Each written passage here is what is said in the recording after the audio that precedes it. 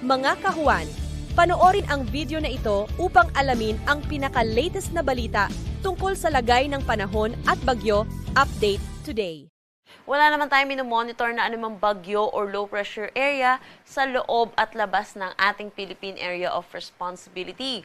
Pero patuloy pa rin ang pag-iral ng southwest monsoon or habagat na bahagyang humina at dito na lamang umiiral sa western section ng northern at central Luzon. Sa nalalabing bahagi naman ng ating bansa, localized thunderstorm ang inaasahan natin na magdadala ng mga panandaliang buhos ng pag-ulan lalo na sa hapon at sa gabi.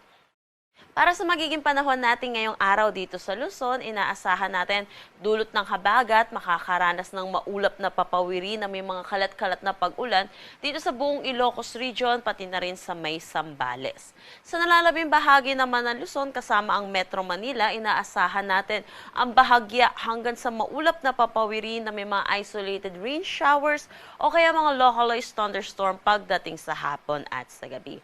Kung mapapansin po natin, nag-announce na po tayo ng pag-umpisa po natin ng tag-ulan pero nakakaranas pa rin tayo ng mga init at maalinsangan na tanghali hanggang hapon sa mga laking bahagi po ng ating bansa. Yun po ay dahil meron po tayong tinatawag na monsoon break or kung minsan humihina po yung epekto ng habagat at sa ilang bahagi lamang po ng ating bansa ito nakakaapekto. Pero kahit dahil po nasa panahon po tayo ng tag-ulan, malaki pa rin po ang posibilidad ng mga localized thunderstorm pagdating sa hapon at sa gabi. So ugaliin po natin i-check ang social media pages ng Pag-asa hinggil sa nilalabas po natin thunderstorm advisory at magdala po tayo lagi ng payong.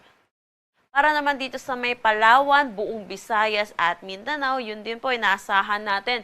Maaliwalas na panahon din ang kanilang inaasahan. Wala pong epekto ang habagat sa kanila, kaya inaasahan din natin yung init at alinsangan, lalo na sa tanghali hanggang hapon. Then yun po, mataas ang tsansa ng mga localized thunderstorm pagdating sa hapon at sa gabi.